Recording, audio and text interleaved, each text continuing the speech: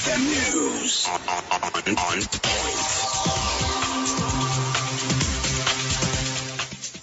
Quick look at the news.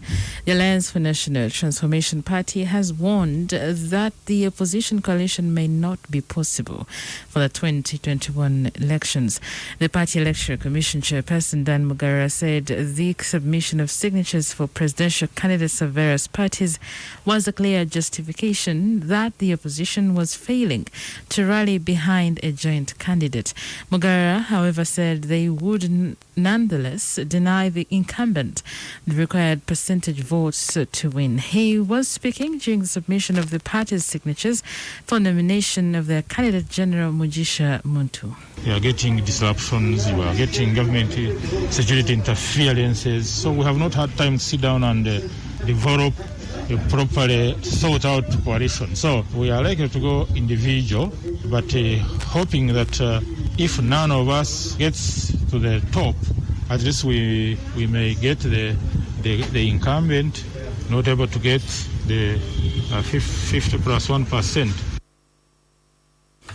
The Executive Director, KCCA, Dorothy Chisaka, has pleaded to the Speaker of Parliament to assist them and ensure the law on street lights is passed by Parliament before December. Chisaka has informed the Speaker that KCCA is going to receive a concessionary loan from the French Embassy to improve street lighting in Kampala, but they are worried Parliament might not be able to pass it before the end of the year, as members of Parliament will be actively engaged in politics. She says that the problem of darkness is most of the country is one of the issues people have been complaining about, and hopes that if the loan is passed before end of year, Kampala will have well-lit streets during the elections. So I just wanted to highlight it so that if it comes through, it's something that's going to help us with street lighting, which is a very big need for the city, and it would help definitely during the election time to have most of our roads well lit. The Speaker, in her response, noted that Parliament is heading into a busy period, but promised that if the loan request can be tabled in time, it can be sent to the committee for scrutiny. My only difficulty now will be that from November I may not be able to raise for the committee, because first the committee must sit, run through it, and then come and present. But if it can be done, I'm going to hold back Parliament maybe in the first week of November. If it were ready, we'll submit to the committee, then they must find their own time to sit, whether it's sit at night or on the weekend. They assemble during the weekend to work on it, and when we resume, we can discuss it. Meanwhile, the Director of Social Services and Education at KCCA, Juliet Nambi Namuju, has appealed to corporate companies to come out to support KCCA in promoting education in the city. Namuju made the appeal at the official handover of a fully refurbished and solar-powered classroom block by Stanbic Bank at the Uganda Matters Primary School in Ruvaga. She says partnerships of this nature are very welcome because they aid government, which is already overwhelmed by a lot of schools it has under its wing. Government cannot do everything because there's so many schools in this country and all the schools need support. But in KCCA, what we've done is to find partners like Stanbic Bank. And I tell you, it's amazing how many things we've done because of that. Lots of partners have come on board. In this case, for Stanbic Bank, solar lighting the schools and making sure that education is better, improvement in refurbishment of schools. The UPC has asked their members who were unable to go through the primaries and the nomination process not to despise members who went through the process. UPC Head of Media and Communications Faisal Muzei has advised UPC members to make a solid team if they are to win the general elections. Muzei said that UPC leadership is behind all the members campaigning for the success of the party. As we are trade as far as education, health, transport, agriculture is concerned, please trust UPC candidates and vote them as your leaders. Once that is done, indeed you test those of you who are in the 50s or 60s, you know what it means by UPC service. Because those were in the government in the 80s and 60s, and this, it can be, we can have a benchmark on our hospitals back in the days, on our education back in the days.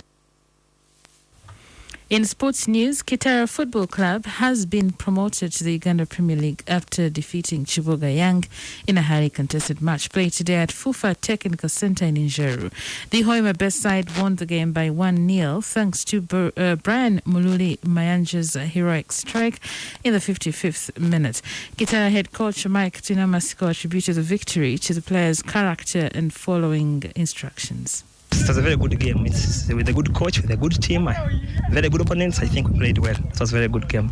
I think we gave the fans the best show. Yeah, football is played in phases, played depending on time. Must know what to do at what time, what to do at the other time. So we are very conscious because that team scored 3 goals in the semi-final. So we are the scoring team. So we are supposed to make sure that we don't concede carelessly. And that was what is important. At half time, we would have led by half time, but we couldn't. I knew at the end of it all, we shall score and win. Chitala joins 2 other promoted clubs, Uganda People's Defence Forces Football Club and Malaba Youth Development Association Football Club, who were promoted earlier. In other news, a journalist in Kenya has shared pictures on Twitter of Nigerian nationals holding a protest outside the country's High Commission in the capital, Nairobi.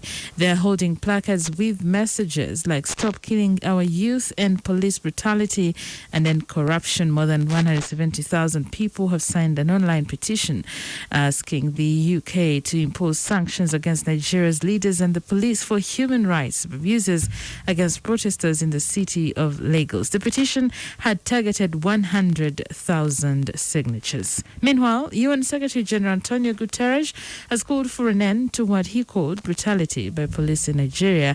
UN spokesman Stephanie Dujarric is quoted as saying in a statement that gunmen opened fire on peaceful protesters Tuesday, causing multiple deaths. The Secretary General urges the security forces to act at all times with maximum restraint while calling on protesters to demonstrate peacefully and to refrain from violence.